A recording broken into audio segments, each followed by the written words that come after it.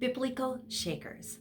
When David offered to build a temple, God said no through the prophet Nathan. God wanted a peacemaker, not a warrior, to build his temple and house of prayer. This week, we will be reading how the temple and the palace was designed and built. There are special daily devotions to go along with each chapter read. 1 Kings chapters 5 through 9. You will also enjoy the posted pictures of the temple and the palace at the beginning of each day's post. The material this week will help you discover just how wealthy Solomon was. God gave David the design for the temple in 2 Chronicles 28 verses 11 through 19. And David and the people provided most of the materials. King Hiram supplied the timber and a Canaanite group of builders. It was a cooperative workforce and used the services of all kinds of people.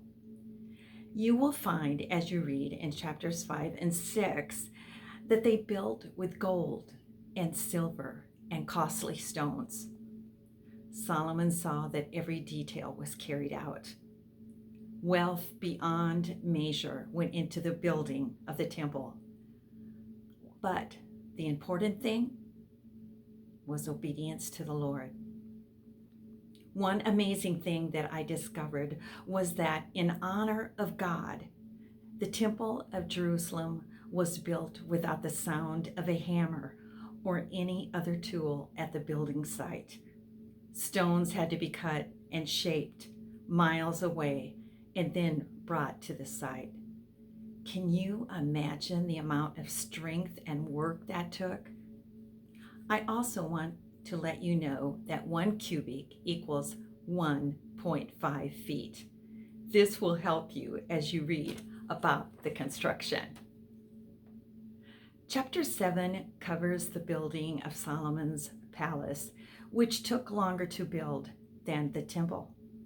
However, his palace project was part of a huge civic building project, which included barracks and housing for Solomon's harem. The end of the chapter read explains all the things that were built to put in the temple, along with the things his father David had dedicated. The Ark of the Covenant arrived and was placed in the temple in chapter 8. Solomon then announced that the Lord would dwell in the temple and prayed a prayer of dedication. The temple was a place of glory after God moved in. This temple was to be a place of prayer and a place of testimony. And finally, the temple was a place of witness to the world, for Solomon had a missionary vision for the Gentile nations. What an opportunity Israel had to win the lost people around them.